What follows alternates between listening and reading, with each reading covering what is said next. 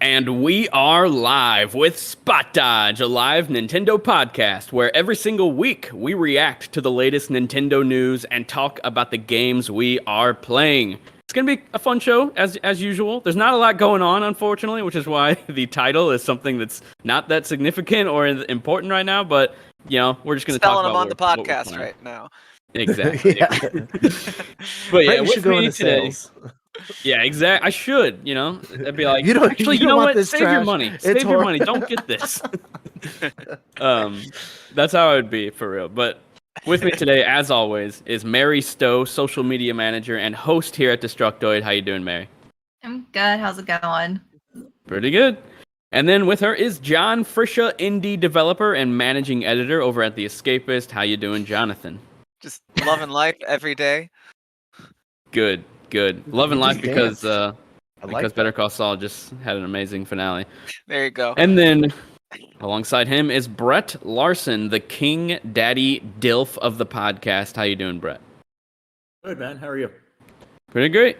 And lastly, but not leastly, is Greg Vargas, the streamer over at Dynamite Giraffe and the writer over at PC Invasion. How you doing, Greg?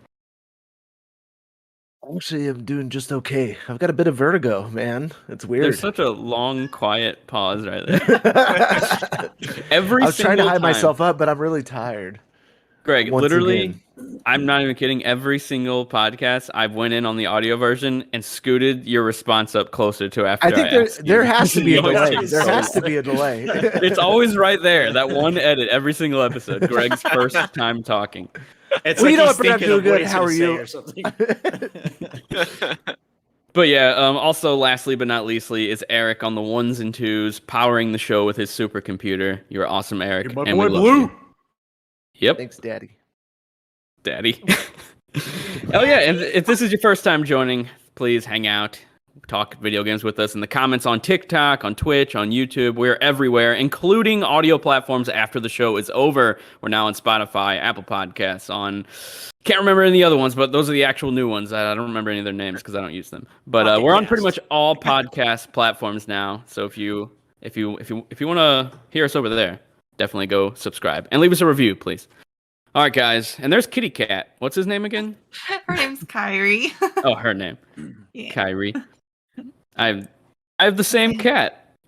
But aw, Good kitty. this is great for audio listeners. Yeah. Yeah, they got to be loving this. For sure. They're like, and what Just the fuck imagine are they any doing? old cat. They're all Yeah, great. just any old cat. All right, guys, let's Garfield? talk about news and Nintendo. There's not a whole lot going on, like I said, but the first topic I wanted to get into was the topic of the show, which is Nintendo Switch Online. And we recently just saw that Wave Race 64 is coming to the platform. And I'm very excited for it because this is a game I played a ton as a kid. I played Blue Storm on GameCube. I was totally into these. Uh-oh. Did we lose Uh-oh. Brett again? He's a Uh-oh. frozen Uh-oh. monstrosity. Look at his Okay. excitement. So, who wants to talk about current events? I think Biden signed something today. Games like all gone. No. Oh, wait. Brett, are you we back? we heard Brett for like half a second there. Okay. There he is. All right. There Can we you- go. He's back. Can you hear me now? I was just gonna Yes. let him know. Yes. There we go. The Why curse did I of the black disappear? cat. It's always in the I don't middle know. of saying something. I don't know, Anyway, but John started every talking time about we Trump talk and Biden, about- and we almost got in trouble there. So anyways, Current back to events. Trump and Biden. I Yeah. could still hear you guys, but you couldn't hear me. That's the weirdest part. Yeah. Like, I just get cut off out of nowhere. All right. But, so we yeah. left off at the Storm game on GameCube. Yeah, oh man, I loved Wave Race Blue Storm on GameCube. On both titles, on Nintendo 64, the water effects were literally like mind-blowing. It was amazing back then. And then on GameCube, in Blue Storm, the water effects were amazing as well. I've always been a guy who loves water in games. Does anyone else love water as much as me in games? It's hilarious you bring exactly that up because I remember as a kid, you know, back when it came out, we didn't have internet, we didn't have videos to check out, we didn't have all we had is our monthly magazines that we would get in the mail or go to the grocery store and get one. And at the time, I was not a Nintendo owner. I didn't have a 64, and I kept reading about this game. And I always remember hearing, I remember reading them talk about how amazing the water looked in this game, and I was like, oh my god, I've got to see it. I want to see it so bad. But I didn't have a 64. My cousin had it, so I had to settle Jet Modem myself, which is like PlayStation's version of it, which is it's all right too. But yeah, I'm excited. I'm excited to play this for sure. But overall, you just had to settle for real life water, which is just boring. Yeah, run through the sprinkler, that kind of stuff, you know. That stupid stuff. What a pretty limited gameplay. I think that's funny.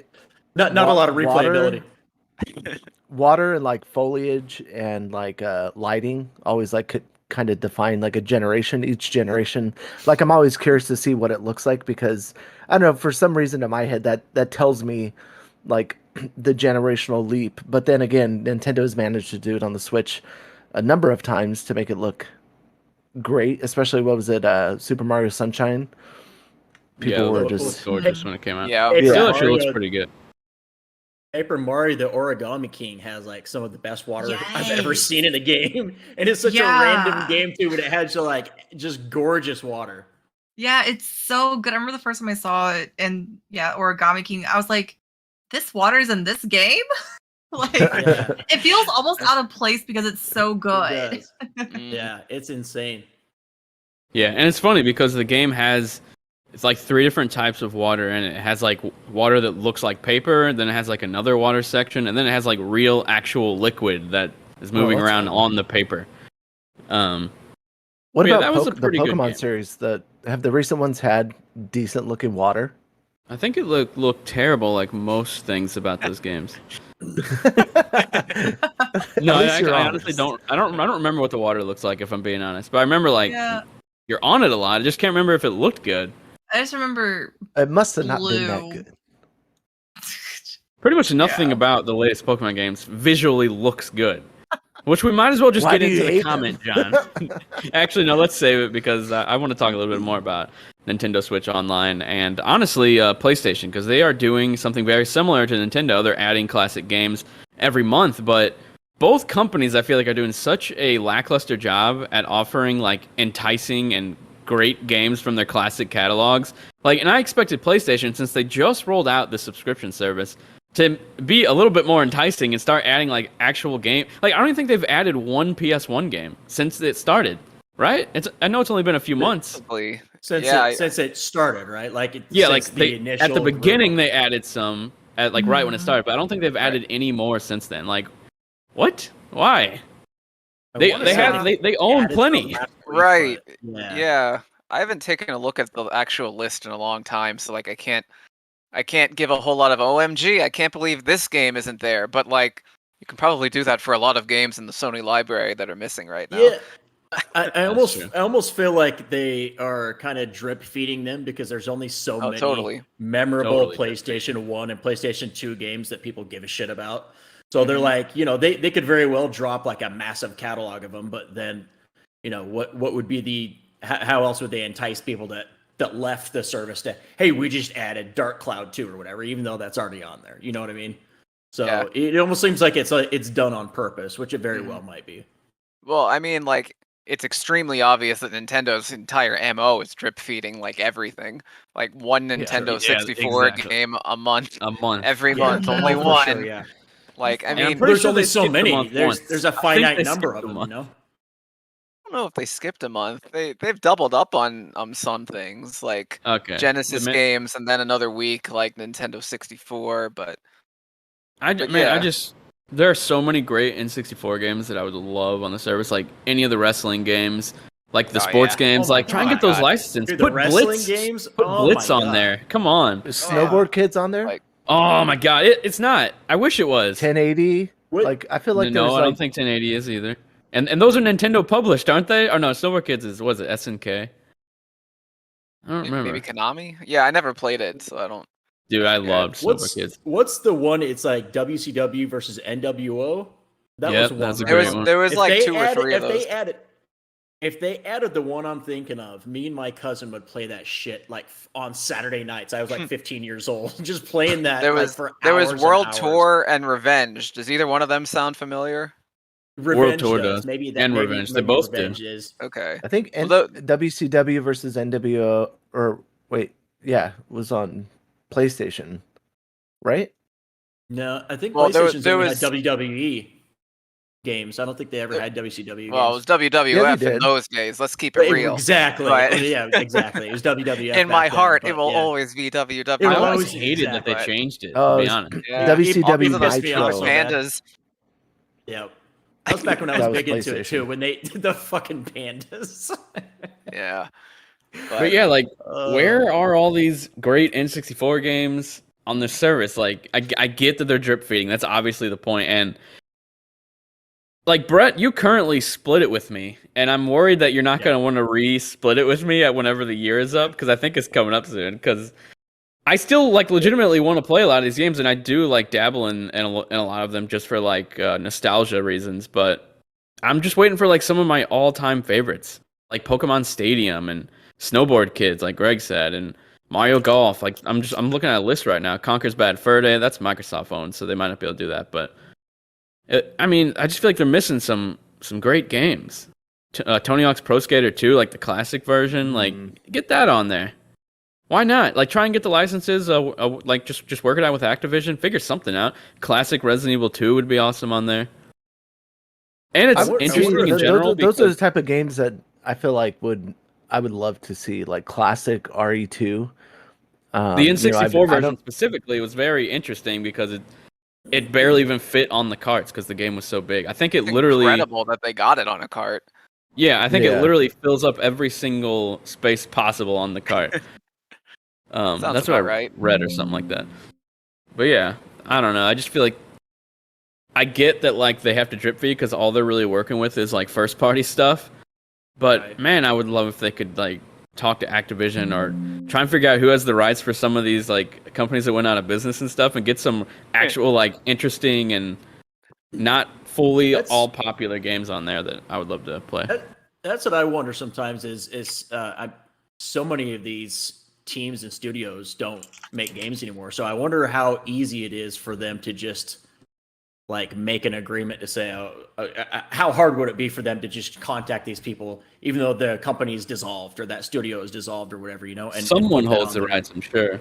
Yeah. You know what I wonder? It's like, why don't they just do like a poll their fans and like, you know, what do you want coming? Nintendo doesn't care what the because fans want. Nintendo doesn't like us. They did a poll one time for Smash. Yeah, and then they lied about the results.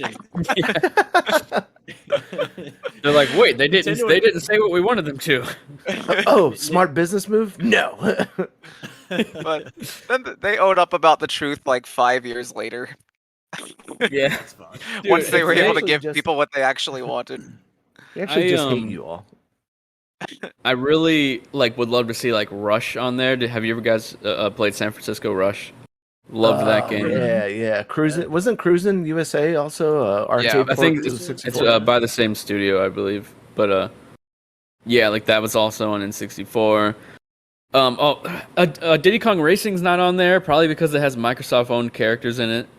That seems like a good candidate to be added eventually, though. Yeah, I bet they'll work it out. That definitely sounds more likely than WWF No Mercy, as much as that sucks. Yeah. Doom 64 is not on there. Pokemon Stadium 1 or 2. Probably won't be, since you can actually buy that one. Yeah, I forgot about that. It's on the eShop. Yeah. But I don't know. They have like the Sega Classics on the eShop, but then you can also get them through the Sega Genesis app. It's weird. Yeah, that is a bit of a gray area, but since we're on that topic, everyone should buy Sega Genesis Classics. Like, that is one of the best deals you can get in video games, like, anywhere. So many iconic games that you can buy for dirt cheap because it's on sale all the time. So, like, yeah, totally it is. I've been tempted every single time to buy it when I see it on sale. There you go. Rogue Squadron's not on there. Banjo, it's Microsoft once again, but that's not on there.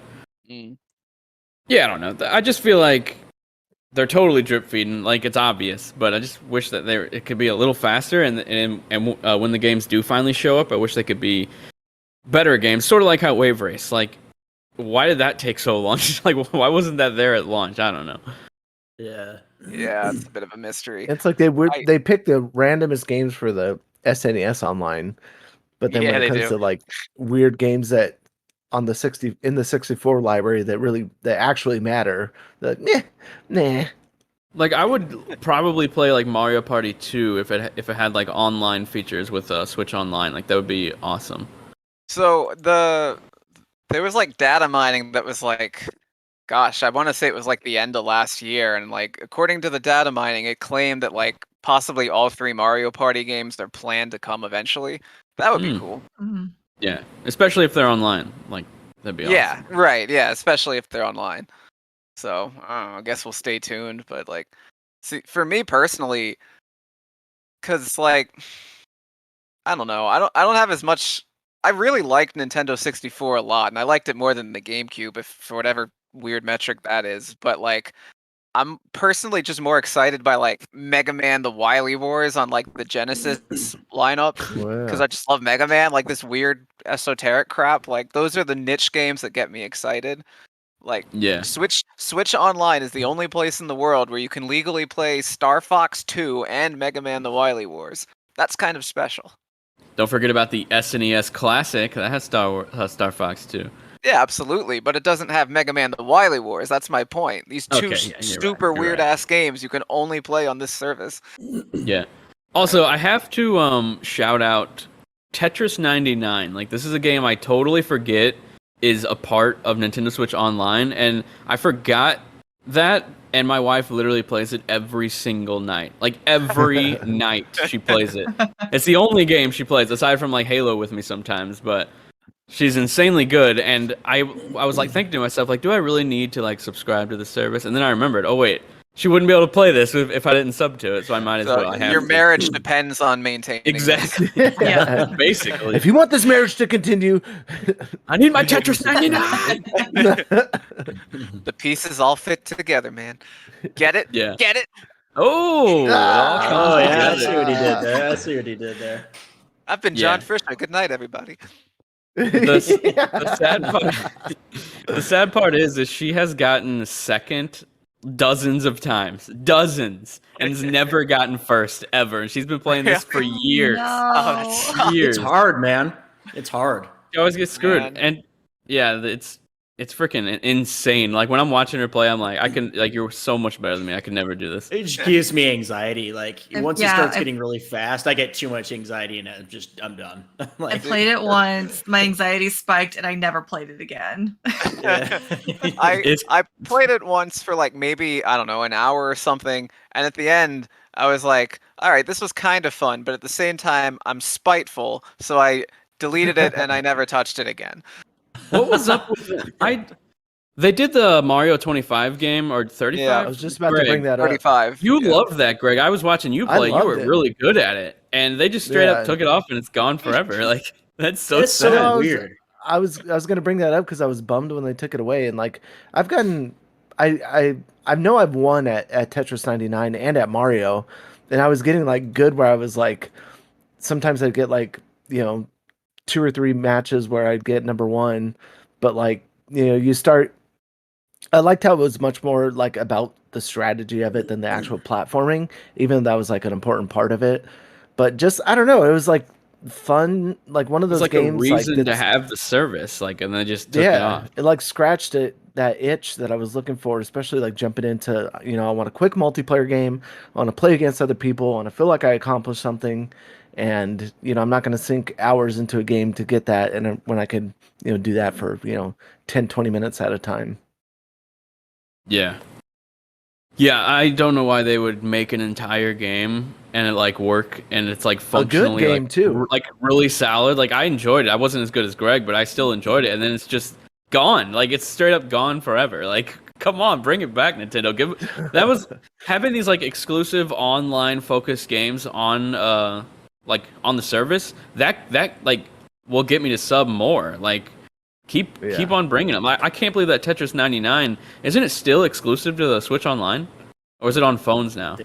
No, I think it's still exclusive because just, they're constantly doing like these new monthly themed events still. Yeah, like it has to be making money, or else they wouldn't bother with all of this. Yeah. But yeah, I just think it's interesting. Like they did it once at the very start. Like that came out early on in the service's life, and then they did it with Mario 35, and then they never did it again. And Well, I don't know. there's Pac-Man 99. Oh yeah, I forgot about that one. Yeah. I haven't played that one. No, I haven't I haven't even either. seen that actually. It's almost there- it's almost like Really? that hasn't gotten like, as much marketing either. I haven't even seen it. On Probably there when I put it not. on. Yeah. Yeah, I Yeah. need to show this to Amanda and see if she would be interested. I don't even think she knows about it. I forgot about it. I was never Now you're into looking to Pac-Man. enhance that your could be kind marriage. of fun though. Yeah. Yeah, take it to the next. This is how you level. spice it up. We took a big step this last week. All right, guys, let's go on to the next topic. Speaking of Pac-Man, there's a Pac-Man movie that's potentially in the works, and it's being executive produced by one of the producers over at Sonic, those movies. This wasn't on the list, but it just came to mind because we were talking about Pac-Man. And I thought it was pretty interesting because I just don't see how they're going to do a movie around this character. Like, he doesn't have a personality or really anything to him. He didn't even have a face for a while. Like, I don't know. Yeah. He just was a shape that opened and closed for a long time, and then all of a sudden they gave him eyes and a cute mouth and. Oh wait, did Pac-Man always have a face like on the side of the arcades, just not in the game? Well, he I had can't like remember. that I puck mean, shape. he had like Yeah. I mean, like the shape would open, But it wasn't was like never, eyes or or anything? anything. No, not on the Okay. originals. No, I didn't know if it was like on the arcade, but not actually in the game. no. But yeah, Mary, any Well, thoughts on a Pac-Man movie? He did actually have a face, I think, in the beginning.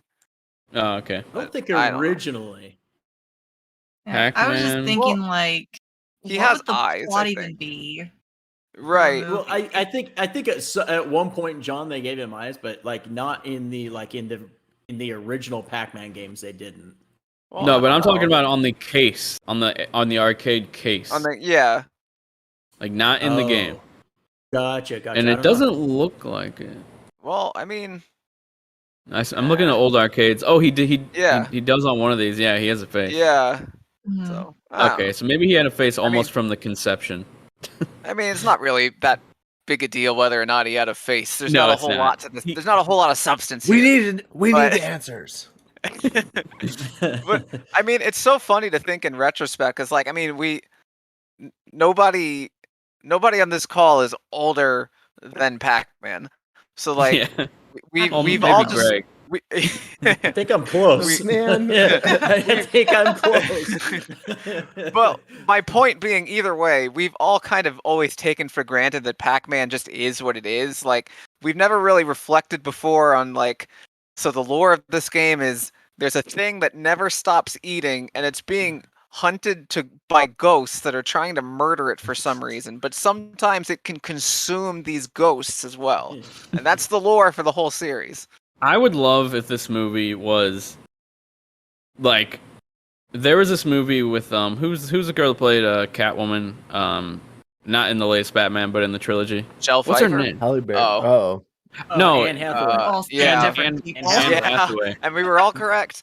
This Yeah. I don't remember exactly, but I remember like in the movie she was just like living her normal life, but then there was a monster that showed up on Earth and it was just mimicking everything she did. So if she like walked to work, the monster would just be walking over cities and killing people, and she had no idea that like she was the one causing all the havoc. It'd be cool if like someone's playing a Pac-Man game and then like coming from outer space there's this giant circle that's just killing everyone and they're trying to figure out like what's going on, why is this monster killing us, and then they have to find who's playing the game or something. I don't know, something silly like that. Yeah, I guess so. Like, I mean, He's weird. whatever they end up doing, I hope they go full on like absurd cheese with it. Yeah, I don't think that they should Well, make they him a have to, character. yeah, I think he should literally be a giant circle like how he was in that movie with Adam Sandler. Could work. What's that They movie should make called? it a horror movie, like we are being. Yeah, that's hunted what by I'm saying. Pac-Man. Like, That's what I'm saying. There's like a giant fucking yellow terrifying. circle eating everyone. I think most likely though it'll probably end up being a bit like Pac-Man worldish, where like it'll just be the version of him that has arms and legs. Oh, yeah, And, it's like- gonna be all cutesy. Yeah. He has a personality played by Yeah. Chris Pratt. Yeah, definitely. I mean, that goes Of without course. saying. Yeah, Chris Gotta be Pratt Chris voice. Pratt. That goes without saying. Yeah, but I can picture it. Honestly, Chris Pratt comes off to me more as Pac-Man than Mario. he does. Yeah, I'm being honest. yeah. Because he used to eat a lot, and so he can get into that mindset of Pac-Man. Yeah, I'm sure he's tired of being in shape all Used the to time. be a chunky boy. Yeah. He can plump Yeah. up. There you go. Yeah. So, well, congrats to Pratt for lining up his next role. I guess Mario's a chunky boy too, so maybe that's why he played Mario. Yeah, Mario's got a belly. Mario can jump though. He's got hoop dreams. He's got a beer belly. Yahoo! I just want to say, because you said Mario has hoop dreams, that DS game, Mario Basketball 3-on-3, or Mario Hoops 3-on-3. That's actually what it was called. That game is the worst rubber banding I've ever experienced in any game ever. And what I mean by that is you'll be so far in the lead, and then in the last like 30 seconds, the other team will get like 50 points and pass you up. Like, no problem. They're just. It's insane how hard it is at the very end. Not throughout the whole match. You're just doing threes the whole match. This is easy, no problem. The last minute, it's death. You're just gonna lose no matter what. And that game was like developed by freaking Square, wasn't it? I don't know. I had it. I wish I still had it. Mario Hoops Square. Hoops 3-on-3. Yep. Developer. Yeah. Wow. Yeah. Square Enix developed. Yeah, in-house. In-house at Square. Like, what? You never know. That's dope. I've never even heard of this game. Yeah. Dude, it's actually really fun, but like I said, the rubber banding is insane. Very punishing. But anyway, what were we talking about? Oh yeah, Pac-Man. It's gonna be a movie. No one really cares. It's probably not even gonna happen. It's probably never gonna come out. Let's be honest. It may not even ever happen. So. Just because you have nostalgic IP doesn't mean you should make a movie about it. Yeah. And unless yet there's a Battleship movie. Yeah, a battleship. Yeah. In that movie, do they ever say "You sunk my battleship"? I have no idea, but I would be shocked if so they badly. Don't. Well, I want to see that. I only want to. They're probably like, if you want to say this in the movie, it'll cost you $1 million. That's hilarious. But they have to say it all devastated, like, you sunk my battleship. Yeah. I just feel like that new movie Prey really. I feel like it opened the eyes to a lot of movie studios where it's like you don't have to do the same thing all the time. Like they straight up said, "What if we just do a Predator movie but set in a different like time period and just mix it up a little bit, like something that just visually looks interesting." And then the movie turned out pretty good, and it's been like viewed by like millions of people. So I just think if you're gonna do a Pac-Man movie, do something just totally weird and bizarre with it, like. Just I don't know. Just like think of something crazy, like it's a movie in the future, and Pac-Man is some type of evil guy. I don't fucking know. Let's just go to the next thing. Okay. I don't know. On that note, Prey's awesome, but yeah, I feel like Prey was good. Yeah, they can. I feel like they can just slap a thing on it and make it for kids, and they'll go see it. Prey for kids. No, not Prey. Pac-Man. Pray for kids. I mean, Prey for kids. Pray for those kids in particular after they meet Predator. Someone else said this, and it seemed like they might not have been wrong, but the movie itself isn't really that gory, except where they just decided to randomly throw in lots of gore that could have easily not been in the movie. And I feel like there could have easily been like a PG-13 cut of the film. Yeah, potentially. But, I mean, Predator kills a lot of people in this movie in like a lot of ways. Like you can tell that like, they took their time just having fun Predator killing things. But I don't know. Sure. But yeah, you could do a PG-13 cut of that movie. Like I don't really care one way or the other too much about gore. But of course, the Pac-Man movie needs maximum gore. Yeah, Pac-Man's got to be cut. We need an R-rated Pac-Man who cusses and he's like Deadpool. I mean, inexplicably, you see him chewing the ghost, and there's blood exploding out of the ghost somehow. That's what we need. These ghosts bleed. Yeah. Tell me, do you bleed? Waka waka waka waka. All right. Let's talk about. Wait, I honestly couldn't remember. Did we talk about Hogwarts being delayed last week? No, we talked about it. I think it happened afterwards. It happened after, yeah. Okay, it happened right after, and it was funny because the week before that, we were like, we're just waiting for that delay, and then they're going to say that the Switch version isn't coming day and date. And what do you know? Lo and behold, Switch version, we have no idea when it's coming out, and everything else has a release date. Well, actually, the Xbox One and PS4 also don't have release dates. Yeah. Which is interesting. Yeah, nothing does. That is unusual. That usually doesn't happen. Like, we know PS5 series and PC, but now those middle consoles are like in between the Switch and the big boys are they're a mystery sometimes. I bet they'll cancel them. It almost seems like they're going to do it, like a Gotham Knights where it was planned all along. I mean, if it's aiming for Switch hardware, I feel like it could easily run on Xbox and PS4. I bet they're going to cancel that too. I bet they're going to cancel the PS4, Xbox One versions, and then move their teams to focus on the Switch version, just because that's more relevant and there's more of a I guess a current install base for the Switch rather than PS4s and Xbox Ones. Yeah. I was just reading what Eric said. Yeah, Eric said this Switch cloud version. Honestly, I've been expecting that announcement the whole time that it was going to be a cloud version. I feel like they would have said that by now. Yeah, I mean, they would have by now, but I'm shocked. How is this game going to? The game looks stunning. Like visually, it looks gorgeous. Yeah. I'm sure it's going to be a large game. Like how is this going to work? Well, I mean, I joked about this before, and I still kind of stand by it. I imagine the Harry Potter games from PlayStation 2. I imagine it just looking like that on the Switch. That's the Switch version. No. I just think it's gonna look. I honestly think I'm not sure what engine it's running on, but maybe it's an engine that's very nice to the Switch hardware. So maybe that's why it's okay, this is actually possible. We cut down the resolution, we cut down the frame rate, and then it's a lot more blurry. But hey, it's running natively. Sort of like how that game version of Unreal Engine, apparently. That game Vampire was on Switch or Vampire, I don't know how you pronounce it, but that was surprising that was natively on Switch, and it looked fine, but it was just blurry, and I don't know. They might be able to do the same thing with Hogwarts. But man, I'm currently rewatching all the Harry Potter movies, and I'm way more excited for Hogwarts Legacy now. I didn't really give the Harry Potter movies as much credit as how good they are at world building. It's such an interesting. It's kind of like an RPG world. It has so much lore to it, and I can't wait to actually play an RPG in that world. It's gonna be really cool. And I really hope that a lot of the design choices in terms of the level design around Hogwarts, I really hope it's based off of the films. I'm not sure if they're gonna do their own thing or if it's gonna be or if they're gonna try and do one-to-one some similar elements as the films, but I want to explore the version from the movies, that Hogwarts, because it looks so cool. Anyone else have any more thoughts on Hogwarts being delayed? Greg, Brett, John, Mary? Better be surprised. Good. Yeah. Lots of games are getting delayed lately. Speaking of delays, Midnight Suns, did we talk about that one getting delayed last week? I don't remember. Nope. I think that happened afterwards. Okay, You praised it. Midnight Suns is being delayed. Did they delay the Switch version further? I can't remember.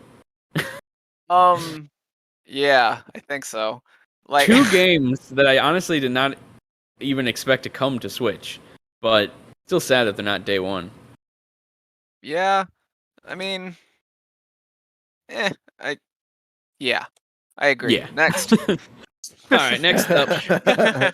No one here plays Fortnite, but I have been seeing a lot of videos about what's going on with all the anime characters. It's Anime Week over in Fortniteville.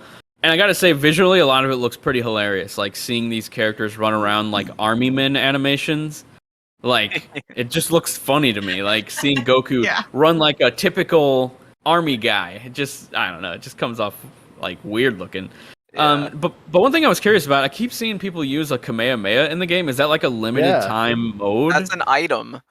Oh, it's a new item. Yeah. So this is one element because I'm used to talking shit on Fortnite because it's just skins. I don't care who gives a shit. Do something interesting with the game. I really like what they did with Spider-Man. They added an actual Spider-Man web shooter thing, and then now they actually added a Kamehameha wave. So that's really cool too. So I got to give it some credit where it's due. I really love that they're actually implementing not just skins but actual gameplay changes and features in the game. Yeah, I've seen a couple clips too. They created whole areas of the world to put in the game.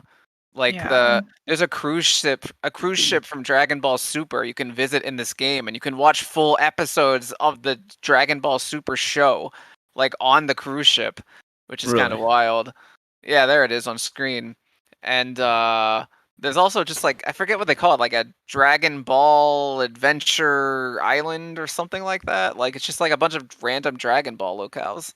Like it's not phoned in like I was expecting. It's actually pretty impressive. I did think it was cool how. What? You guys both talked. I was gonna say before John that I saw like someone finish off and get a victory royale using the Kamehameha, and then there was another scene where someone was Vegeta and someone was Goku, and they were the last two fighters, and then they had like this big battle, and you could see their beams meet in the center of the screen. I was like, that's sick. That's enough for me to that it brings some value to it. Yeah. Wait, can you fly around? Did I just see him flying? There's another item for I think it's the cloud. I think is an item. Oh, Nimbus. Yeah. And Well, that's awesome. If you collect all the Dragon Balls by doing quests, I think you can get like a Shenron glider, I think. Huh. Yeah, I was say I saw that, I think, in one of the clips. Yeah. So you have to like put in work to get Shenron. That's cool. It's still cool I was surprised. Yeah, I was surprised to see that they kept it looking like the Dragon Ball Z art style. Like it looks like anime. Usually all the characters they bring over, they give that Fortnite look, that Fortnite touch to it. But like this looks like it was pulled straight out of one of the cartoons. I thought that was really cool, even though this doesn't me appeal at all. I thought that was cool that they kept that same art style from the animes. Yeah, it's always just interesting being on the outside and seeing this like mega popular game just keep actually trying different things, because we've seen over the years like a lot of franchises, like like Call of Duty, to be honest. Like obviously every game is different, but they don't really change like core gameplay mechanics very often. They did it with the exo movement in Advanced Warfare, and then the wall running in 2 games after that, and then they never made those types of changes ever again. They just stuck with what they know. Whereas Fortnite, it just goes like buck wild with all types of changes and things that like really shake up the gameplay. That like, it's kind of cool because they can test it and see how people feel. Like the no build mode, it's like a huge hit. Like, what do you know? People don't like building, and the game's way better without it. I think it's such a weird comparison though. Like Call of Duty brought in Godzilla, and then Fortnite brings in all these iconic characters that it just like fits. And then whereas like, it just seems like Call of Duty is struggling to bring something worthwhile, but doesn't want to, I don't know, like change the gameplay or have any movement from their games, like you were saying, outside of general boring Warzone, which is one of the reasons, besides hacking, that I stepped away from it. It's like a dream of mine, that like an actual dream, because I adored 3 multiplayer games that were Call of Duty, and it's whenever they did Advanced Warfare, they had the exo movement where you can dash back and forth and you can double jump. Loved it. That was the first Call of Duty I actually like really played a lot of online. And then Black Ops 3 with the wall running and Infinite Warfare with the wall running. It was like a ton of fun. And I wasn't fully into Titanfall just because it didn't feel like Call of Duty to me. So when Call of Duty did it, I was like, man, this is like really good. I hope they never change it. And then after Infinite Warfare, they never went back. And that was like so long ago now. They've done like 8 games since then. And it's just kind of sad that like they're stuck in like doing the same thing over and over. That said, I'm still pretty excited for Modern Warfare 2's campaign. I guess somebody has to be. Yeah. I mean, I think the multiplayer is probably going to be fun too, like just for like a week or so, like I usually do. But Titanfall's so good. Well, while we're still on the topic of Fortnite, though, this is something I mentioned in our chat earlier. I'm curious what you guys think now of like, how do we compare what Fortnite has become compared to like Super Smash Bros. Ultimate in its final form, 2 properties focused like singularly on like cross-brand promotion and whatnot. Like, how would you compare these 2 weird entities now? Like I was saying before, for me, I didn't have much respect for Fortnite because it was like, it's skins. Like, who cares? Like, it doesn't matter. With Smash, you get a new character that fights totally different, typically. Not unless you're a Fire Emblem character, but they typically fight like way differently. You get like new levels, and it can like it can change the whole dynamic of the game just by introducing a character. Whereas Fortnite, you introduce a skin, wow, nothing changes. But like I was saying, with recently them actually doing things where the gameplay is being like shaken up, like that's actually cool to me. And I'm sure sooner or later they'll do something that I actually want to play, like that I actually want to check out. I'm just still not very interested, but it's just not my style of game. But Greg, Mary, what do you guys think? Brett? Hello? There are no How do you, thoughts. All right. how do you well guys then, compare Smash and Fortnite? all right. I'll give my rant then. Okay. So between the two, like, I actually look at Fortnite with like increasing disgust in a way. And it's actually, despite me saying this incredibly hostile thing, I don't have anything against the game itself in theory, and I'm sure the gameplay is great. I've never played it. I'm not going to comment on the quality of the gameplay. It must be good if that many people are playing it. I don't know. Like, if you enjoy it, that's great. But like, what it's become is like, it feels like this like pop culture slurry with like no substance, and like everything's just been like poured into a vat nonsensically, and it's like, here's the thing, it's full of stuff that you recognize, enjoy it because it's that thing you like with that other thing you like, that means it must be good. And like that's like Marvel.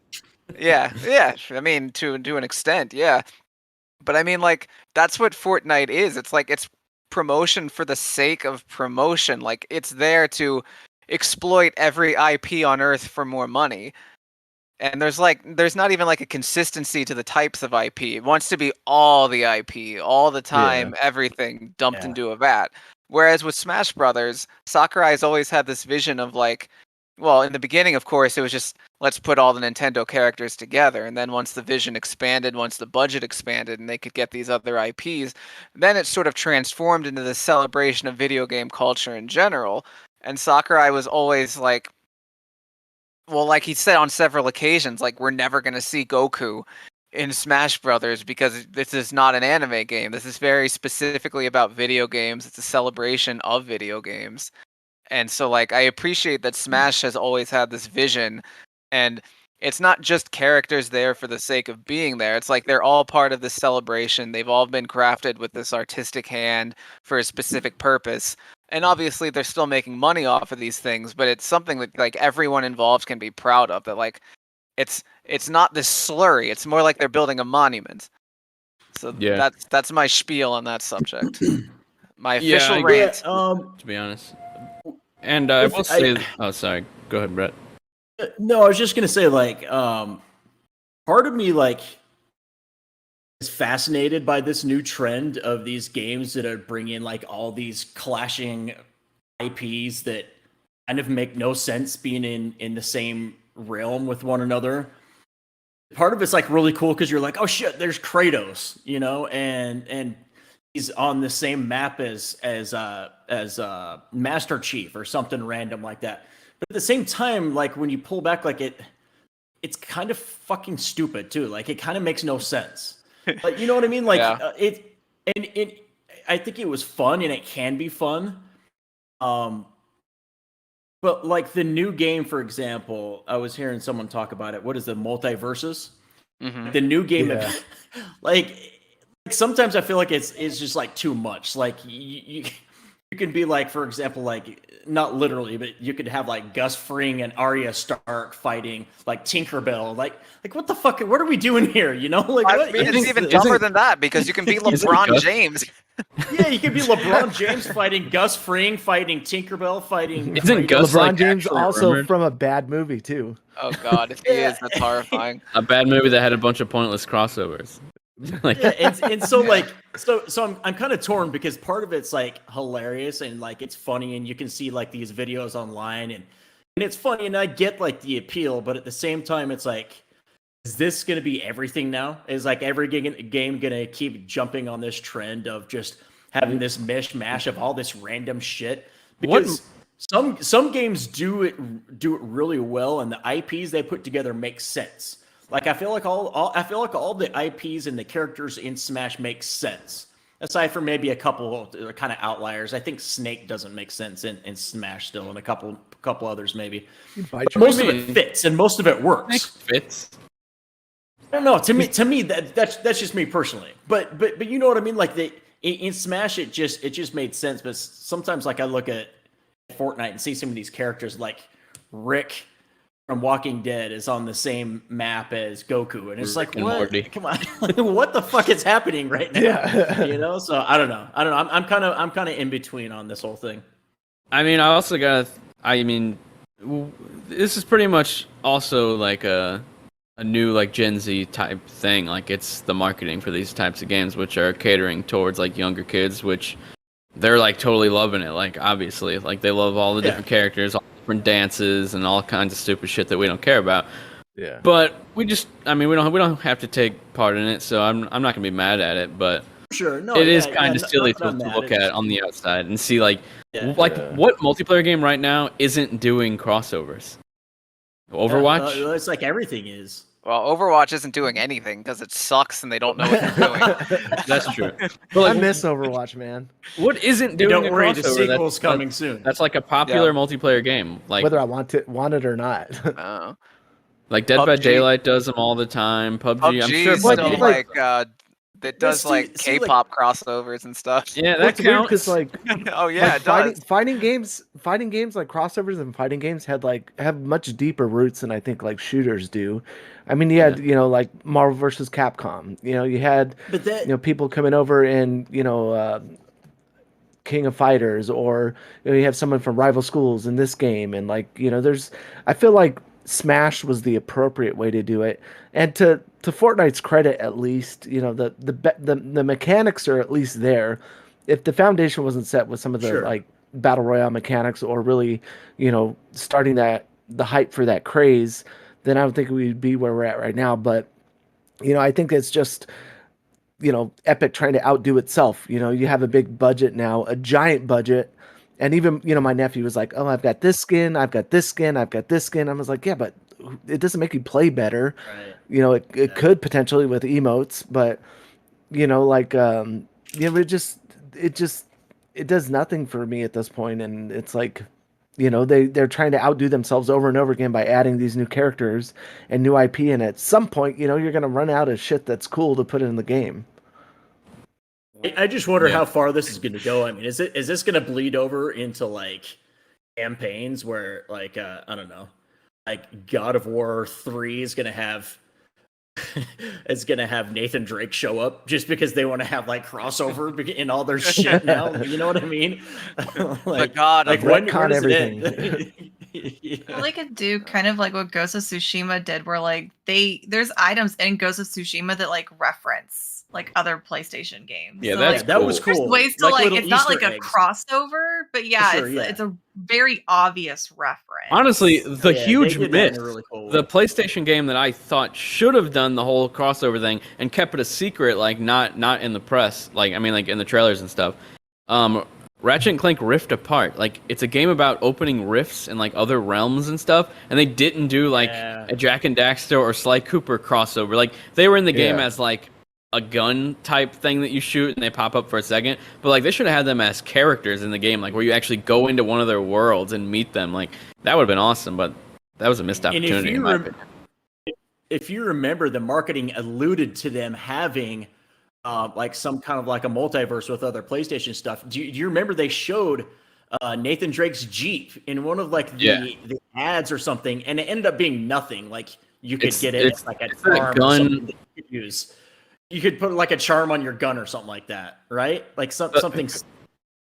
Like all three crossovers, they had the Sly Cooper, Jack, and Nathan Drake's Jeep one, but they were all just from a gun that you shot that like rained down random items. What it was. Yeah. And like one of the items was Nathan Drake's Jeep, and then the other items were like Jack and Sly and just a bunch of stupid stuff. The way they did those teasers made it seem like it was going to be so much more too. I remember we were both excited. We're like, this is really cool. Like we were anticipating like Aloy from Horizon shows up or whatever.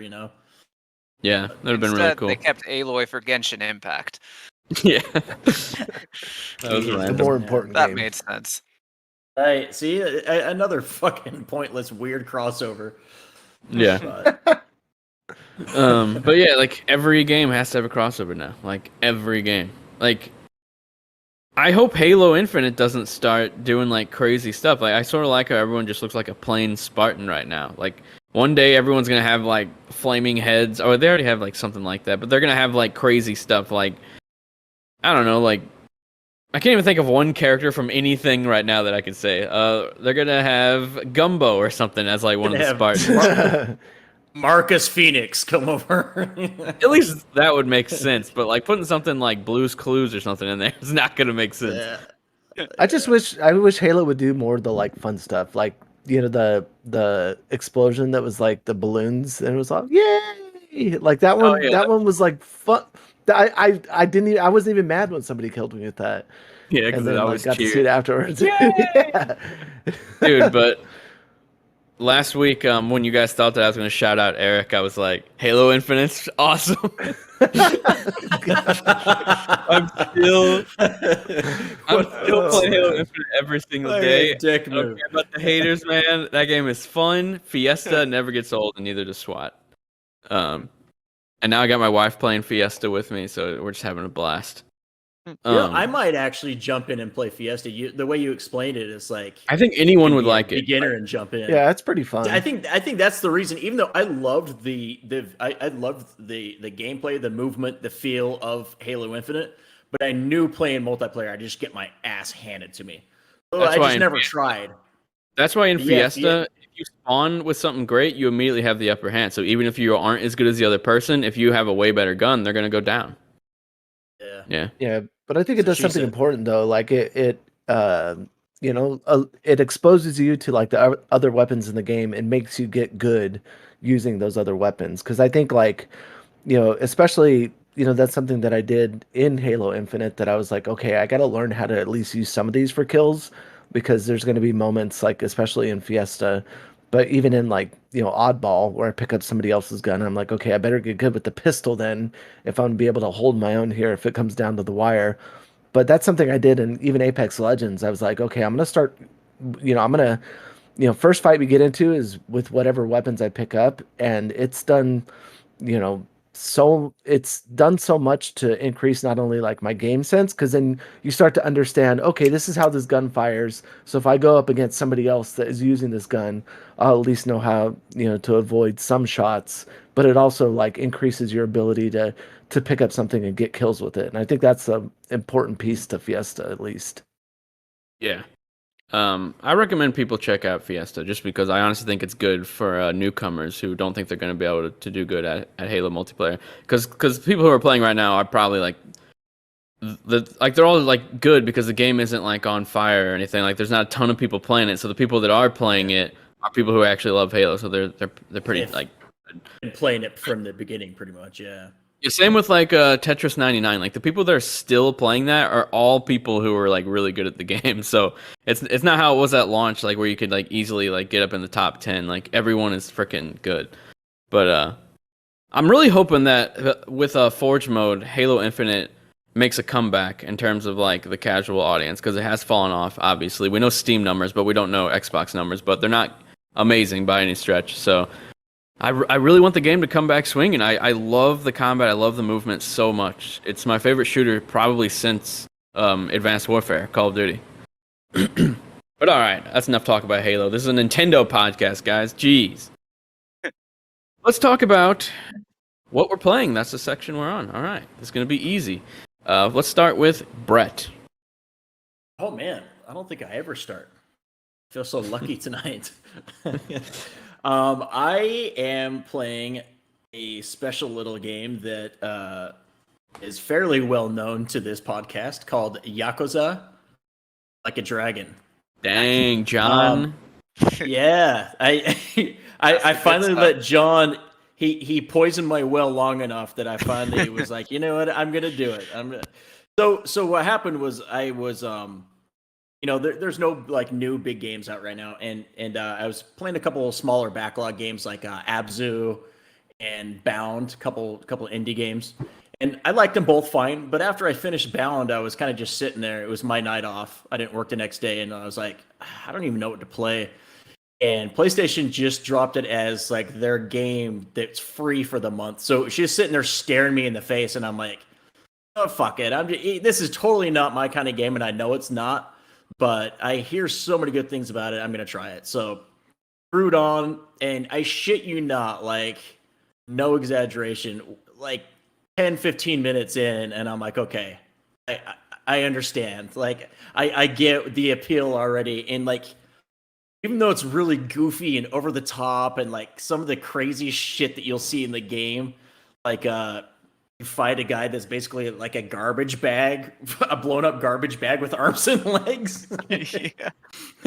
And then a guy will just randomly come out in front of you on the street and have a trench coat on and then flash you and you fight him after. Like, it's just the dumbest shit ever. But it's like the overarching story, like the core story, is so fucking good, dude. Like it just instantly you're in. And yeah, some of the like the lines and acting can be kind of corny, but I think that adds to its charm.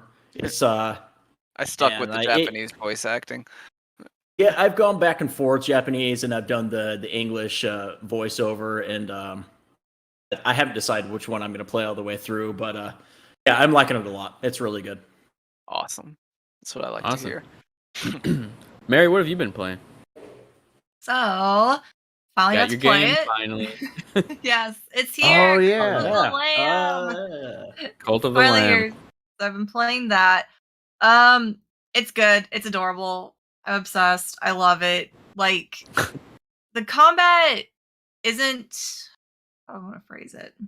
One of my friends called it basic, and I think that's too mean. But it's not on the level that Hades is, if that makes sense, because Hades is just like it's perfection in my opinion. So it's a little lighter than like Hades is, but the base building and the community management, I can already feel myself going into like Animal Crossing mode, where it's like, okay, I have to make sure like everything's nice and organized. Like, this is where this is gonna go. I'm gonna have these followers. Like, do this. Like, I'm getting very like almost like OCD-ish, like with like how I want things to be. But I streamed it, and the Twitch integration is hilarious because yeah, I've heard it was really cool. Yeah, like people just like link their account with the extension, and then you recruit a new follower, and you basically open up a raffle, and everyone who wants to can enter the raffle, and it picks someone randomly, and it's like, congrats, this viewer like won the raffle, and they get to actually make their character like how they want it to look in the game, and then like their little name is floating above it the whole time. Well, that's pretty sweet. That's cool. So now I get to yell at my chat in my game. 'Cause 2 of them now have tried to spread lies about me. Like in the game, like their little characters just are like, you're a false prophet. I'm like, no, you're going to prison. I reconverted I'll show them. you what I do to someone. I haven't sacrificed anyone yet. Yet. But it's yet. That's an option. Does it get kind of dark? Is it obviously like cute dark, but does it get like Yeah, it gets kind of dark. Like I just got like an option, like, you know, like you can have like different types of like rituals, and one of the options was murder, you know, and I was like, oh, okay. And the other one was like more of like a ritualistic sacrifice sort of thing where it would like make people happy, versus the murder where people would be like alarmed if they just saw you walk up to a follower and like stab them or something. Yeah. So I was like, oh, okay. And then one of the like at one point you're kind of told like your followers are like your tools, like you should use them. Like it kind of encourages you to like embrace the dark side, which is what I named my cult. I named my cult the Dark Side because my Twitch name is Mary Wants a Cookie, and the meme is come to the dark side of your cookies. So that's great. That's awesome. That's what I've been playing. I'm gonna sink a lot more time into it. I can already tell. I had a question for you on it, because this is another game that is not my typical kind of game, but I think it looks so good. But my main issue is I do not like roguelite games, but I heard the roguelite aspect of it is very light compared to like some hardcore ones like Hades and Returnal and stuff. Yeah, so the runs have been pretty short so far, and they feel like really satisfying, and you're not as like torn up about like, you know, like, oh, I have to do another run, and for one of my friends said it sounds like there is an actual ending, and it may not be a super long game. So one of my friends is like, Yeah, I think I'm that's what actually I've getting heard. close to like the Yeah, end. Yeah, our I've heard, like, escapist 17, reviewer 20 said that like hours. once you beat it, yeah, like that's kind of it. But like while it lasts, it's so good that you don't feel like you've been cheated in any way. Yeah. That's honestly good to hear. The fact that it's on the shorter side, I feel like I might like it more. We're Yeah. always in Do you think agreement. that We're always excited when a game ends. Like, oh Yeah. baby, like Yeah, only so 20 true. hours. Like, Yeah, well, especially if it's like it's short but it's satisfying. You're like, that was just a nice, good. Like, I don't feel like you said. Like, I don't feel cheated by it. I don't feel like I wasted time. I don't feel like I should have put more time. It's just a nice, solid little package. does it So. open it up for DLC in the future? Then, do you feel like if it's that? I think there's short? going to be, and in the menu, there is like the main menu, there is like a little thing that's like, I think they're planning stuff for in the future. And there's different difficulty settings as well. So like if you choose one setting, you're like, I think I could like step it up a little bit for like another playthrough. You can like bump the difficulty up, stuff. So cool. How's it look Isn't it graphically? It looks $30? pretty. how much is it? I think it's 25. $30, I right? think it was like 25, 30-ish, yeah. Sorry, Greg, what was your question? Well, I said graphically, it looks like a pretty game, but I wanted to know like what it looks like in action. Like, have you noticed anything, or is it just like exactly as they portrayed it to be? Yeah, it's exactly like I played on ultra settings and like it's just crisp, clean, beautiful. I haven't Yeah, it noticed looks any gorgeous. hiccups. I heard the Switch version, I think one of the other console versions has some hiccups on launch day, but I think they've managed to patch it up pretty quickly. Cool. And also, Mary has a review impressions going up probably in the next few days. We'll probably post that on TikTok. So if you want to see a TikTok version of her thoughts summed up, definitely check it out. And next up, we have Greg Vargas. What are you playing? What do you think I'm playing? Apex Yourself. Legends, but you also played a little bit of Yakuza Halo like with a me. dragon. You did play some Halo with me. I did. I played some Halo with Brett, and like it only. I was surprised actually because I played it quite a bit when it launched, and I had a bunch of friends playing it, and the muscle memory was like it took us a couple matches, but I was like, oh yeah, like it just started to flow again, and I'm like, okay, I've definitely got to jump back into Halo. But yeah, as Brett was saying, like I have the most like basic default skin, and I'm just like, is there anything else there's like nothing else that's the hard part, at least Apex Legends, it's free to play, but I have purchased some skins and like the battle pass and have unlocked some new stuff just because like there's gun skins and charms and stuff that are like well designed, but Halo just nothing so far has been like, oh shit, I want that. That looks dope. Like I have to have that. So Yeah, I'm kind of waiting for that moment for me to get back into it like full fledged. And it's really hard, to balance, multiple games as a service games. I play Rocket League consistently. I'm still on the fringe of Diamond and C1. So I'm moving up there. Apex Legends, I hold my own in a lot of matches. I've, gotten very good at sniping, and then, but to balance that with yet another game like Halo or Fortnite, it's hard. So, but I could see myself dedicating some more time to playing it. And yeah, I have been playing Apex Legends. New season rolled out. We got a new legend as well. Vantage, who has a small bat that she can toss into the air, and it flies to you can jump and bounce to a new area.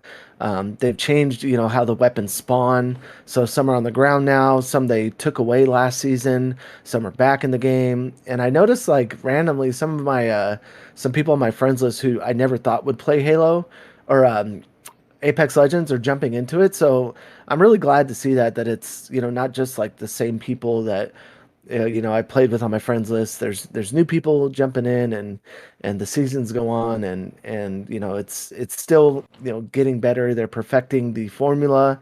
There's surprisingly a lot of buffs to characters. They nerfed a lot of stuff. They changed how, different items interact with each other. There used to be this like when you get knocked down, there used to be like levels of the shield you can get, and then the top tier shield you can get when you were knocked down would allow you to self-res, and they even took that away. So they're doing different things to balance the game, but this season is definitely one of my favorites. But one game I did play that I meant to bring up earlier during the talk of like PlayStation nostalgia, even though it did get got a remaster, I think, was Medieval. And that was like Yeah. one of my favorite games. And God, is it ugly now? The original, right? Horrible. Yeah, in my head, like I had this vision in my head of how it looked, the original, yeah. And I'm like, oh yeah, I remember this part. And then I played it, and I was like, wow, this is pretty damn ugly. But it's still, the quirkiness, the little comedy nods, how they interact with other characters in the story, just the story in general, and the cutscenes. I remember thinking back in the day, oh, I can't wait for games to actually look like this, and it's just really crazy to see the progress of how games have changed over time, and like, how generally there's, it's more in engine cutscenes than actual like video cutscenes or cinematic cutscenes. So I don't know. I it's always held like a soft spot in my heart, and it's pretty challenging in its own right. But yeah, I played a little bit of that and the huge, but that's about it.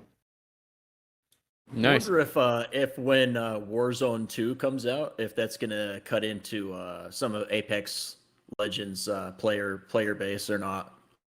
Because I feel like some of the people that have been playing that for so long are like almost kind of waiting for something new, or do you think I'm wrong? Like, are they keeping it like are they updating it enough to where it doesn't feel so stagnant? Because like Warzone, for example, I played that a little when it first came out, but it quickly got old. And Apex has been Yeah, out I for played way longer than Warzone even.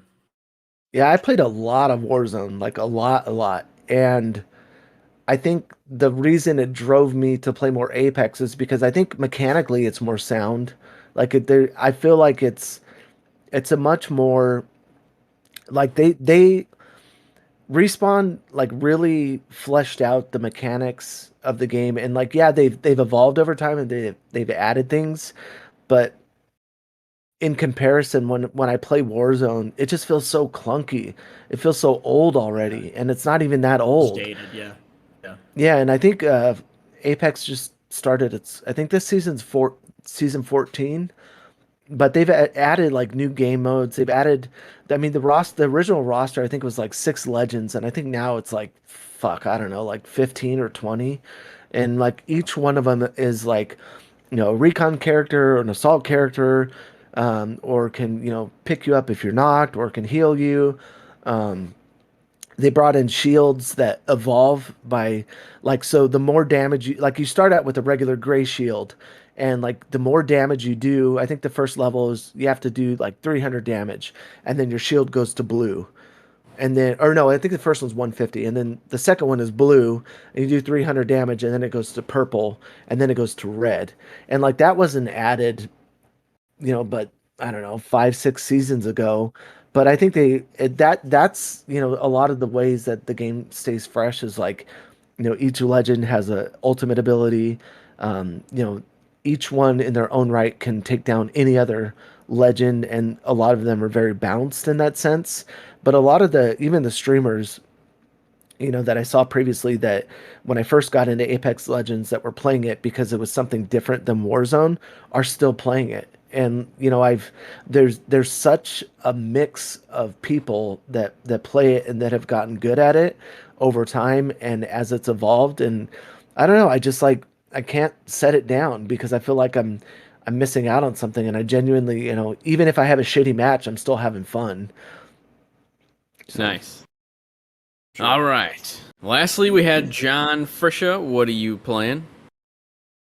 I Oh, went wait, I back. forgot. I'm after you. Never mind. You will also discuss this, yes. I went back to Langrisser 2 finally on the Switch, which is the strategy RPG that was released with Langrisser 1. So it's Weren't you playing that right before Xenoblade 3? You said you got stuck on it for like a night before it, while you were waiting for Xenoblade. Is that game you were talking about? Yep, that's it. Yes. So I've gone back to that, and it's I don't know. It plays a lot like the one I just played, and I mean that in a good way. I think this one's a little, maybe slightly harder. Like it throws like more unpredictable challenges at you, but it's still pretty easy so far. But like, it has a lot of branching paths too, so I'm just having a lot of fun with it. It's just like I can play it, and there's like a guarantee that fun will be had, and that's nice. Since it originally was like a Sega Genesis game, I think it was exclusive to Japan at the time. I could be wrong, but like since it was a Genesis game, like you just know like there's not going to be any padding, there's not going to be any BS. You just play the video game that you want to play, and that's great. I like that. What kind of game is it? I don't know anything about it. It's a strategy RPG. Strategy, I thought so. Okay. Yeah, grid-based. Like, no, yeah, honestly, until a few months ago, I didn't really know much about them either. Like, it's a franchise that's been around a long, long time. It kind of got phased out in favor of the similar-sounding Growlancer, which I've also never played. But yeah, it's out there, and I would, at the very least, I'd recommend the ones I've played, which is the duology on Switch, and I think it's on PS4 and PC as well. I'm not 100% positive, but they're really fun. And on Switch Online, I've given Earthbound Beginnings another chance, which is it plays a lot like Earthbound. Yeah, it plays a lot like Earthbound, just a lot worse because it was an NES game. So like as Ben mentioned in the NE chat, like it's like really user unfriendly, at least compared to the like Earthbound that we know on Super Nintendo. Like the encounter rate is like so random. Sometimes you can like go a mile, no problem. Other times you'll get into like 5 back-to-back fights, and it's like, what are you doing, video game? And it's like, it's kind of slow, but like the music is killer though. So like, you know, there's silver linings. I am enjoying it. And I do appreciate the mindlessness of the old school RPGs where like every fight you're getting a little experience, and leveling up is a big deal. If you level up enough, you can achieve anything.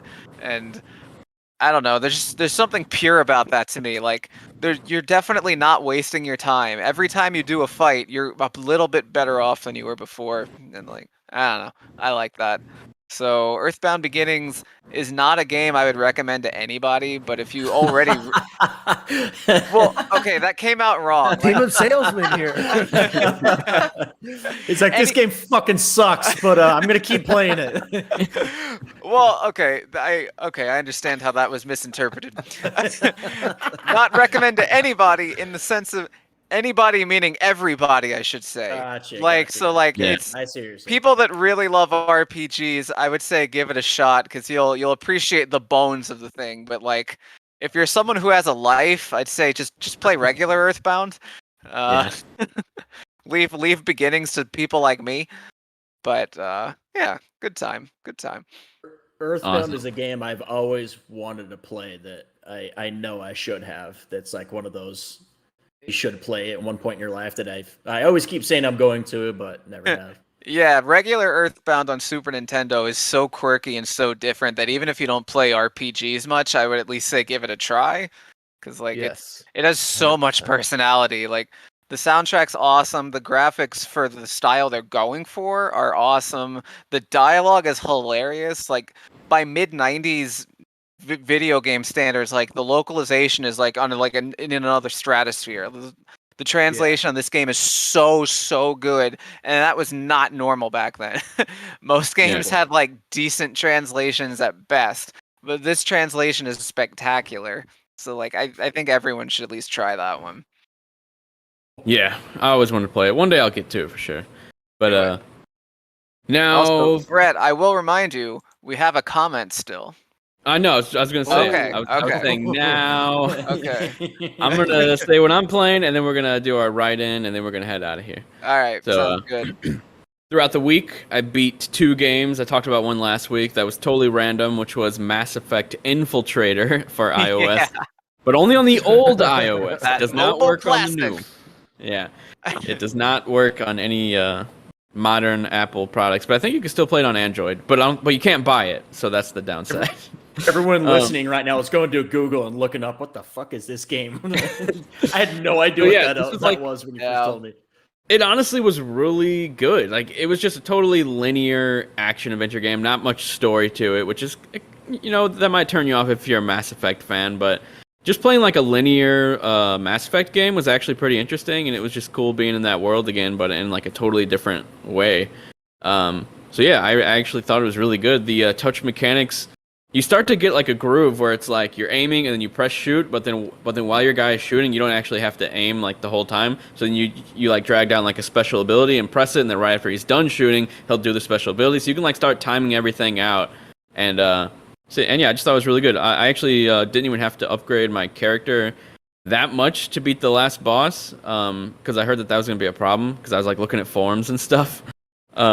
I didn't have to like go replay any levels. I just way over upgraded my shotgun so that my shotgun was so powerful that all I had to do was just try not to get hit in the last boss, and then I could beat him by just blasting his face off.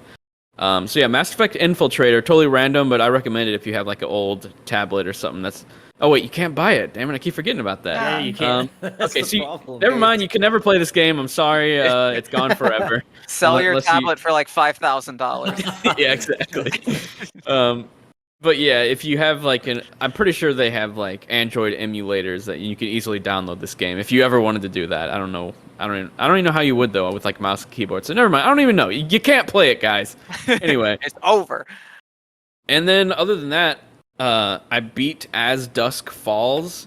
This was the first game that I've ever in my life played entirely through cloud gaming. I never downloaded this game. I played the entire thing on my phone with touch controls, and thankfully, because it has like mouse and keyboard support, it actually works like a phone game, and not like there's not a fake controller on screen where you have to press all the buttons and move the joysticks and stuff. It's just it's called As Dusk Falls, Eric. He just asked in the chat. But yeah, it was the first half was really good, and then like it was super intense, like the last scene of chapter 3. And the edit was super good. Like I loved like the music and everything. It was super intense. And then unfortunately, like the second half of the game sort of falls off in terms of the story. It's more like all fallout of the stuff that happened. It almost seemed like a very long like ending chapter that was 3 chapters long. Like you're seeing what happened after everything. But I really loved it. Like, well, I wouldn't say I loved it. I really liked it. It just was a little anticlimactic at the very end of those like final chapters. Like I honestly, and then it ends on a cliffhanger. So then it's like when I beat that chapter, I didn't even realize I beat the game because they all play credits at the end like of each chapter. So I was like, okay, and I'm gonna play the next chapter. And then I was like, oh wait, I beat the game. It's over. What? It ends like that? So I was sad that that's how it ended. But then afterwards, I did look up some theories and whatnot, and it honestly made the ending better, like reading other people's thoughts about like all this stuff. Kind of like how like Better Call Saul, it gets even better after you read everyone's thoughts and see all the little connections they made with the past and stuff. So yeah, it was actually really good. Do you ever get used to that art style? It's like my only turn off. Like it looks like the idea and the premise of the game and what it is sounds really cool, but like such a weird art style. It's like a mix of realistic but like stupid looking cartoon. There's a name for it though. You get used to it, but you never like it. That's the thing. So you get used to it, but you never actually think it looks good. There are a few action scenes where like it's not just that art style. Like if you're driving through a forest, it's actual 3D rendered like trees and stuff, and it looks better than the painted look on all the like most of the promotional material. They probably want to save that for the actual game, like the more pretty sections, I guess. But you don't get like I never liked it. A lot of the time, I was like making dinner and stuff and just listening to the game. And thankfully, they have like settings, so I extended the QTEs to just where I can never fail them. So if I'm like listening and I'm in the middle of like making chicken or something, and I'm like my hands are dirty, I'm like listening to the game, and then it's like watch out. And then it's just like frozen right there, and then I'm like, oh, I guess I'll get to that in a minute. Yeah. But they do time out sooner or later, but it's a really long QTE. You have like a full minute to like swipe or something, whatever it is. That car is coming at you really slowly. Exactly. It's like Austin Powers. Yeah. So yeah, I did like that they had like the settings so that you can change it and play how you want to. Because the art style I don't like it really, but I still felt like the acting was decent and I was able to listen and look over and watch whenever I needed. But it almost like when you're playing it and you're only listening, it sounds like how an audio like not an audiobook, but like they have like these podcasts, like not podcasts, but on podcast services like stories that you can listen to, and that's what it sounded like. But anyway, aside from those two, I'm still continuing Xenoblade Chronicles 3, and I was an idiot and played like 3 JRPGs right before this came out, so I sort of burned myself out like right before it dropped. So it's hard for me to get into the mood to play it, but every time I play it, I'm like, man, this is good. Like it really is like so good. And I'm just taking my time with it because my mood will swing back around where it's like all I want to do is play JRPGs again. But I'm in chapter 3 still. This is way longer than the other 2 chapters. Like I'm hours deep into this, and I don't even think the chapter's ending anytime soon. I'm currently just going colony to colony and getting different heroes or whatever they are. Mm-hmm. But it's super good. Like the story is very good. Like as I'm playing it and like watching the cutscenes, and once again the music is just so good with the actual cinematics. Like that music just goes so good. It's like I'm watching a movie. I feel like I'm experiencing like peak fiction. Like this is incredible storytelling in a video game. And there are still so many questions that I have, but I'm sure a lot of them will be answered. And I won't spoil it because I have a lot of questions, and obviously John knows the answers to them. But even saying I don't know the answers to this will be like a spoiler, so I don't want to say it. But I'm really enjoying that. Are you over the disappearing grass? Yeah, it hasn't been as noticeable. I don't know did this game get any update? No, I don't think so. I don't think so. But I haven't noticed it as much. I guess because I've been having the camera back further. Because like I said, it only does it when you zoom the camera up like closer behind the back, like really close, like RE4 style, like that close. And then the grass will just be disappearing like 3 feet in front of you instead of behind you where you can't see it anymore. But when you have the camera zoomed out, it doesn't do that. So I'm over the disappearing grass. But yeah, it's really good. I'm still like super enjoying it. I'm gonna try and beat it like in the next few months. Like I'm not rushing through it. I'm just playing it whenever I have like the moment, like when I'm actually in the mood to play a game like that.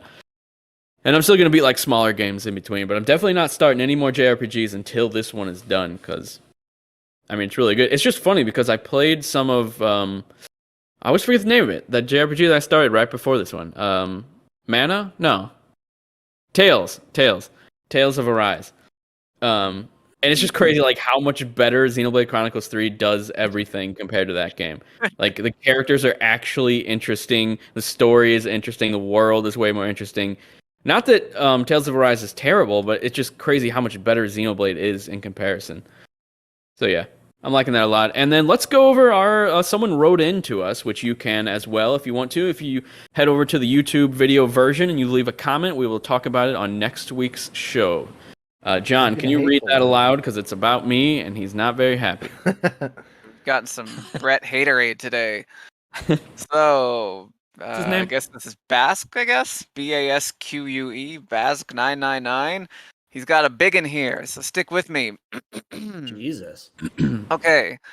He says, Brett's opinion on the new Pokemon is baffling to me. Stating the new gimmick is uninspired, the legendary's use is lazy, and the graphics are ugly, and yet finishes it all off by saying it still looks good and will pick it up. Wait, what? I really don't understand that mentality. If you have legit criticisms toward the game and want Game Freak to change its approach, don't buy it. Otherwise, what incentive does Game Freak have to better the games? Before people say it's because it's a kid's game and they don't care about those issues, it's been shown in recent years that more adults play these games than kids. Granted, kids do make a large demographic of players, but the adults and fanboys who are well aware of these issues and actively call out Game Freak on it, who then go out and buy both versions, need to either put their money where their mouth is or stop complaining about the games just for the sake of complaining. Well, here's the thing. I have always been fully aware and letting everyone know that yes, I'm an idiot. Of course I'm gonna buy it. I'm gonna talk shit on it, and I'm gonna buy it. Like, I do that with so many franchises that I complain about, but I don't think that it's that big a deal that I'm still gonna buy it. Like, that I have criticisms about something and then I still buy it. That's like almost every game. Like, I think the God of War Ragnarok trailers have been bad. I don't think it's showing it. I don't think they're showcasing the game in a way that's like exciting. They look boring. They look so typical Sony. But I'm still excited for the game. I'm still gonna buy it. I'm still gonna play it and experience it for myself instead of just keep talking shit on it and never play it. Like, I would rather be what's the word you used? I lost it. I would rather have criticisms and then, Hypocrite. Critical? Oh, hypocrite maybe. Like hypocritical is kind of good. Oh, I don't know. But anyway, Pokemon, it's like my main complaints have always been that the games are just so ugly. And even with the new gimmicks that they have, that's not really why I'm playing Pokemon no matter what. They could be there, they could not be there. I enjoy the actual, like, what the games are, which have been actually being a bit different lately, which is cool with, like, now you'll be able to go in any order. Like, that stuff's exciting to me. That's cool. But I still have so many complaints about the graphics and about this just like random gimmicks and stuff. But I don't know. I mean, I've always been open about, like, I make TikToks all the time on Destructoid, and always at the end I always say, but we're gonna buy it because we're freaking idiots or something like that. And it's because we are gonna buy it. We're weak. We are weak humans. I'm gonna complain about it and I'm gonna buy it. At least I'm openly admitting that. Like I'm an idiot. There's no, and it's okay. We're in good It's part of being a fan, though, too. You know, like, we're allowed to love something and also expect more out of that, like the next iteration of it, or criticize something about it. But that doesn't mean we just have to say, I'm not going to buy it now because they didn't do this in the game. It reminds me kind of like of like the Last of Us remake that's coming out. Like, I was excited about that, and then we found out that they didn't have the upgraded gameplay from The Last of Us 2, and like, a lot of people got really pissed off about that, and I was disappointed, but I still happily handed my $70 over because I love that, and I know I'm going to still enjoy it. But I'm still allowed to criticize it and say that's stupid that they didn't do this. That doesn't mean I can't buy that thing now. Or like the Madden, like the annual Madden releases, like, they don't do enough to change it every year, but I still fucking give them my $70 every single year that it comes around, you know? So I mean, but that's the thing. Like, I'm not saying that. I forgot his name. I'm not saying that he's wrong. Like, I agree with you. It is hypocritical. Sure. We are stupid, but that's how life is. Like, that's what we do. And we're weak. That's the end of the day. Like, we're weak. That's silly to say, though, man. Like, to be like, well, put your money where your mouth is. What difference is one person not buying Pokemon gonna make in well, I think they're wanting, like, grand scheme of things. What difference does not voting make, Greg? It's only one vote. One vote will make a difference. We're talking about money here, guys. But at the same time, and it's like, you know, John bringing it back to Trump. I did not say him once. I mentioned Biden. You're the one who brought up Trump. Oh my God. That's like saying Voldemort. But at the same time, that, you know, those same people will come back and be like, well, how can you criticize a game that you've never even played? Huh? How can you say blah, blah, blah? And it's like, God, nobody wins. Yeah. But yeah, at the end of the day, I'm not worried about his purchases, and I don't think he should really care about mine. Who, to be Trump? honest. No, what? I forgot his name. The guy who wrote in. But honestly, though, thanks for writing in. That actually means a lot. Yeah, no, seriously, we're not talking shit on you or anything. No, definitely not coming at you. I love the fact that you wrote in. That was awesome. Yeah, we need more of this. He gave a measured analysis of why Brett sucks. Exactly, Right. But I appreciate the long write-in as well. Like, he actually took the time to, you know, and it's okay to call us out whenever we say something stupid, because we definitely do on this podcast. But and I'm sure I've definitely been hypocritical of plenty of things, but I mean, that's just the way the cookie crumbles sometimes. I honestly, believe it or not, I've been considering not picking up Pokemon whenever it comes out, but I know that I'm gonna end up wanting it once everyone's playing it, and then I get to I see all the cookies. It's that FOMO, man. The fear of missing out. You're like, fuck, I didn't pre-order it. Now I wish I had. Yeah. To be fair, I did not buy The the last like remake that they did. I got it at like a review code, but I didn't actually pay for it because I mean I wasn't gonna buy it no matter what, but I got the code. But still, it looked crappy. You know, it just looks like a crappy remake of those games. But yeah, once again, thanks for writing in. And this has been a fun show. Please continue to write in if you want to. We can always talk about it. Please do more of that. I think we can have some fun conversations off of like write-ins. So yeah, definitely do that. Yeah, for sure. It's a lot of fun. And don't be afraid to talk crap on us, because when I read it, I was literally like smiling, like, oh my god, it's so funny. Be nice to me, otherwise I'll cry.